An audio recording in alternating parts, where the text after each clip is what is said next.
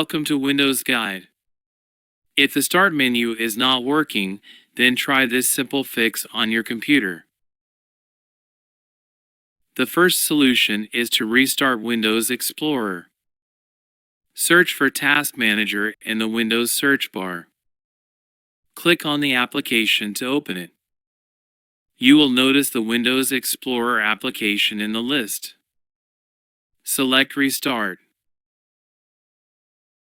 The second solution is boot your system in the safe mode. Search for System Configuration in your Windows search bar. Open the System Configuration menu. Go to the Boot tab. Under the Boot Options menu, check the box associated with Safe Boot. Click on Apply and then on OK. Click on Restart. Your system will open in the safe mode and the problem will be solved for most users. Was this helpful? Please let us know in the comments section.